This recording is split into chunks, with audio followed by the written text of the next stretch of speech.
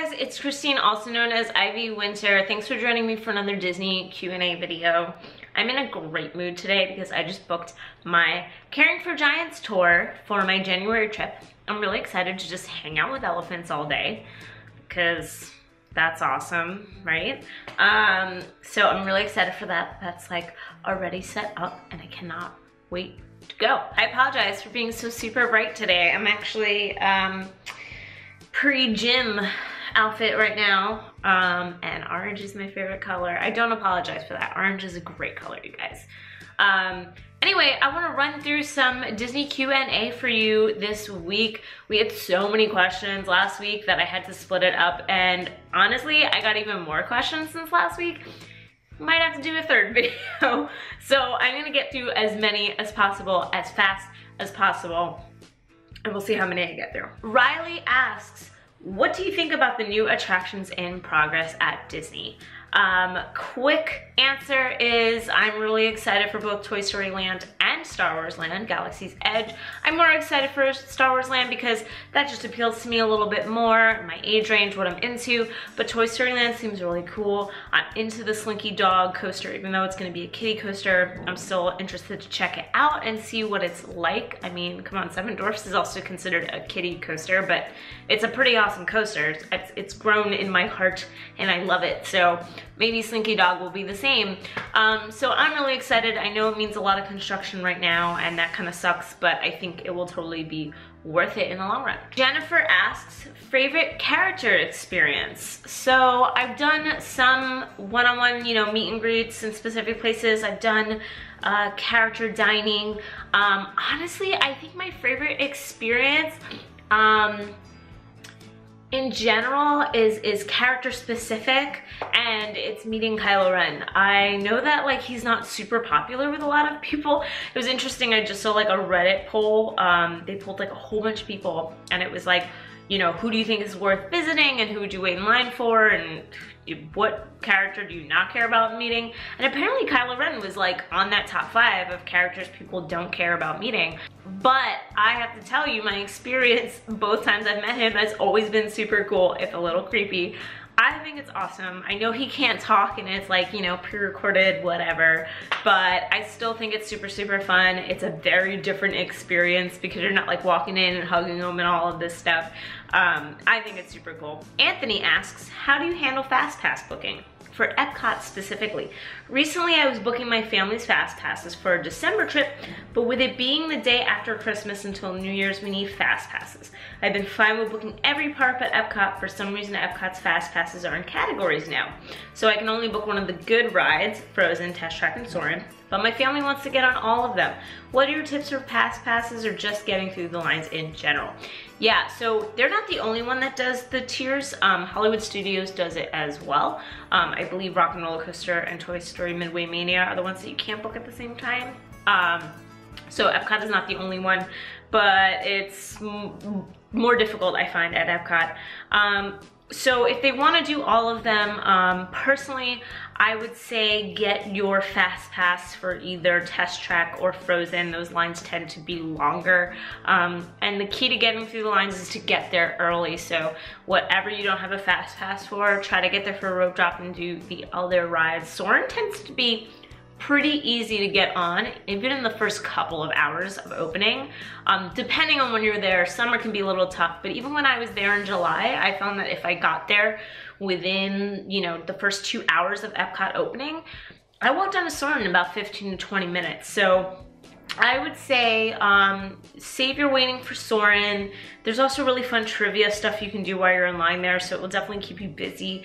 And try to get a fast pass for either Frozen or Test Track. And yeah, I think it's just a matter of splitting up your time. Test Track also has a single rider line, so if your family doesn't mind getting split up. Rob, as in Rob, asks, how much would it cost in time and money if I ate exclusively at Cosmic Rays during a 1-week trip? So, Rob, the answer is 0, because you wouldn't do this because you're crazy. But thinking about it, probably more time than you think, because I think you're gonna be spending a lot of time in the bathroom after going to Cosmic Rays. You can't get breakfast there. So you're either starving yourself in the morning or having double lunch at some point during the day. I don't know, meals cost what? Like, you're probably dropping like $15 a meal. So if you're still doing 3 meals, so you're doing like double lunch or like brunch, lunch, and dinner, it's about $315. So you're spending around that for all of your meals. And I mean, I don't know, wasting a lot of time going there from other parks. Why would you even want to do this? You're crazy. And if you thought that I was actually going to calculate all of that, well, you, sir, are wrong. You could do it in one of your own videos.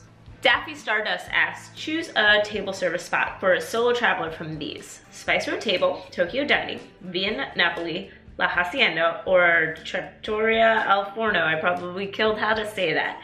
I will say that I've only been to 3 of these 5, so not really helping you there. However, La Hacienda is really nice. Solo, I feel like you're like super not bothered there. They have really great cocktails. Spice Road Table, beautiful waterside view, and I think really good as a solo traveler if you want to get an awesome view of illuminations. It's harder to get a table there during illuminations when you're a bigger group, but if you can get yourself for 1, which would technically be like a table for 2, and you can get that about an hour before illuminations, it's a lot easier to slip in and be able to do that. So I'd probably say one of those 2 out of my experience, but now I feel like I need to do a test run on the other ones so I can really, you know, answer your questions more appropriately and also eat really good food. And then I have 2 questions that are very similar. One comes from Della, which is, I would like to ask if you have any good tips / recommendations on the cheapest places to get food in the parks at Disney. I need to feed a family of 4 for 2 weeks in January. And another question from Timbassador, which is, what tips do you have for saving money with food on Disney days? Figure out what your biggest meal is gonna be and feel free to splurge then. If you were light breakfast eaters, grab bananas, fruit, whatever from quick service at your hotel. Make it easy, make it cheap. And if that can get people like up and going, if all you need is like a coffee and a banana or a fruit cup or like, I don't know, croissant, then cool, then go cheap on your breakfast. I would also highly recommend quick service is going to be cheaper overall than table service. That's just naturally how it works.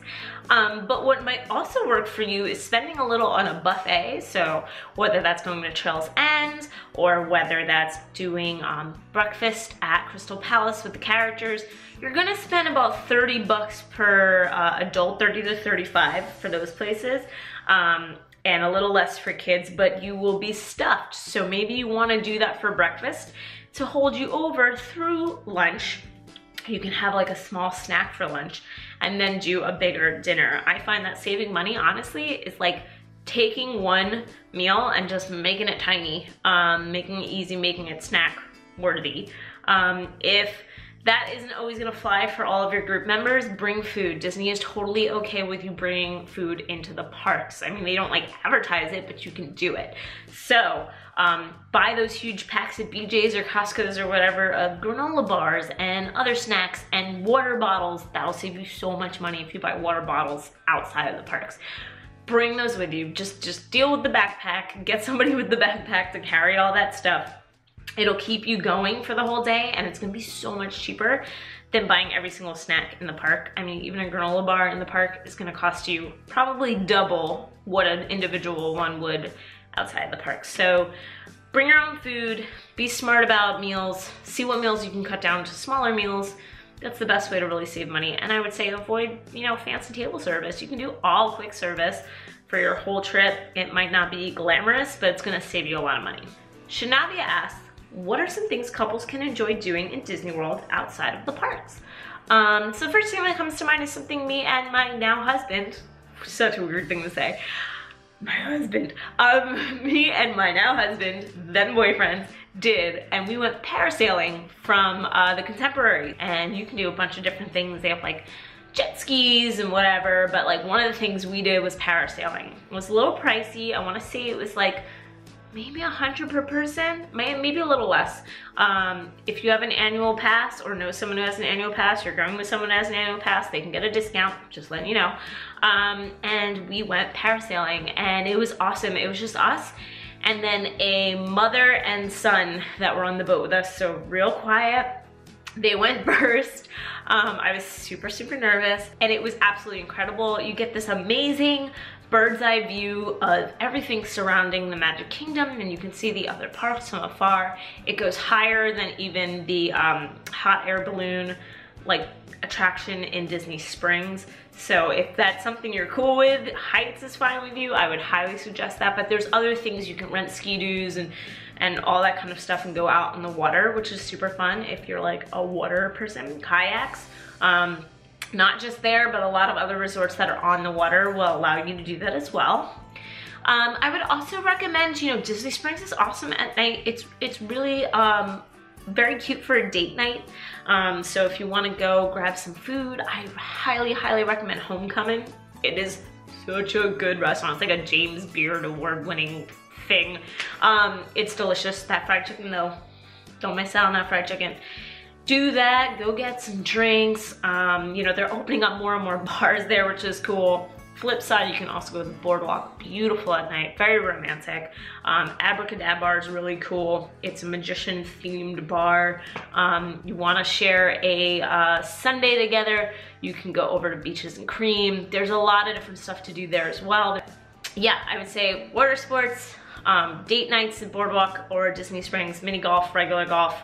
You can do massages, you can do a couples massage. There's a couple of different spas at some of the different resorts. There is a lot to do. So take a look, see what's going on. There's a lot of good resort dining if you want to just do a date night on a California Grill or Flying Fish.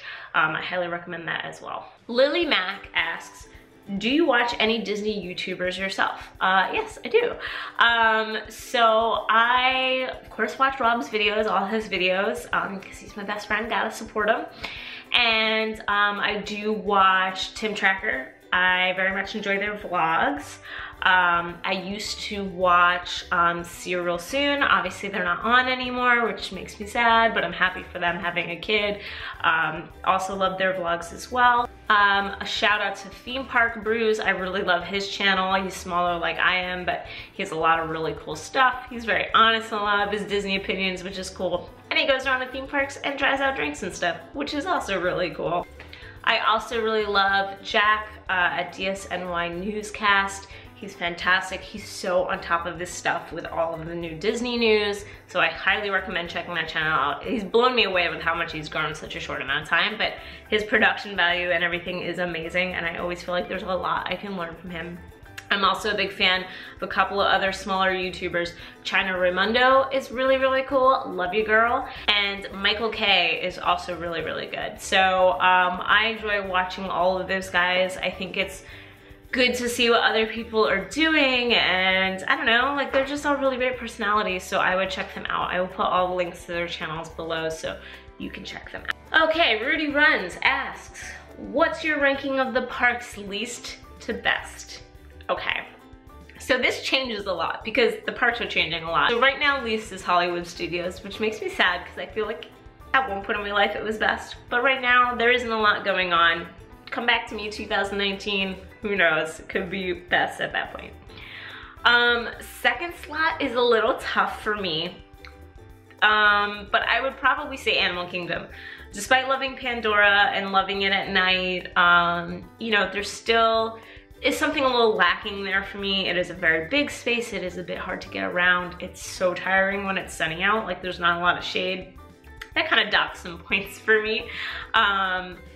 Magic Kingdom is second. It is classic. I love it. It's just like gives me such warmth in my heart when I go there and I hear the train and I'm walking down Main Street. Like nothing will ever top that feeling.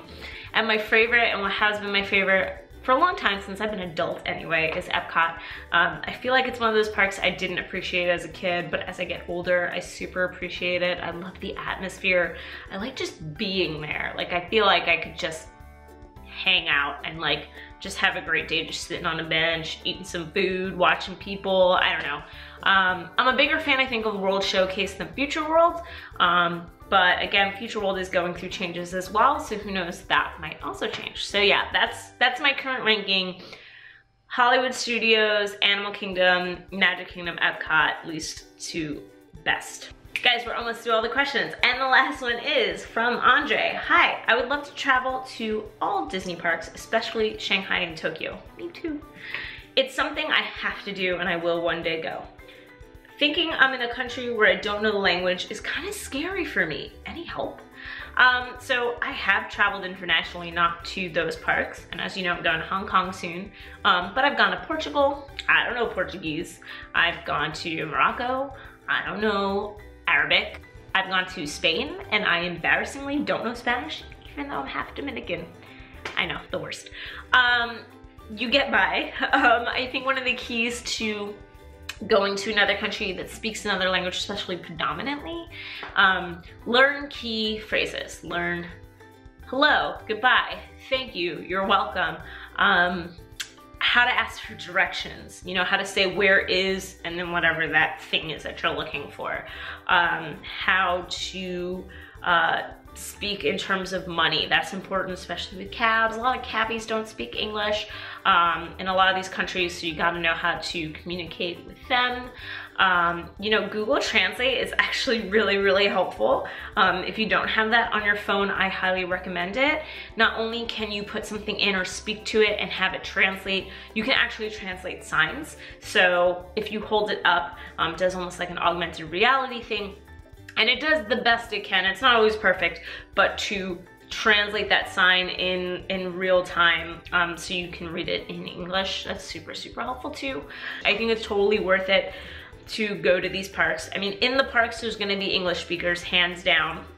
Disney would not have, you know, it be all in Japanese. And in Japan, there actually are a lot of English speakers because it is such a huge place, especially Tokyo. You know, there's so much going on, there's so many different people, it is kind of a melting pot. They have to learn English to be able to deal with tourists and people coming in. So it might be broken, it might not be perfect, but your Japanese isn't perfect either. So do the best you can to kind of communicate. Okay, so those are all the questions. Oh my God, I just went through so many. There are a couple that I have held because they're actually amazing video topic ideas. So if you ask something and you're like, oh my God, she didn't cover it, probably gonna turn it into a full video. But I think that's almost everybody's question. If you have any questions about Disney World, about planning, about whatever, traveling, let me know in the comments below. You can also tweet me at IvyWinterYT. I also collect all the questions there. If you liked this video, then like it. If you like me, then you should subscribe. I'm always trying to put out more content. And now that I'm free from the constraints of wedding planning, I can put out so much more content. So you should subscribe. Anyway, I'm wearing myself out and I'm not even at the gym yet. Like, I'm gonna have no energy by the time I get there. I love you guys. Thank you for watching. Always appreciate it. And have a great rest of the day. Bye.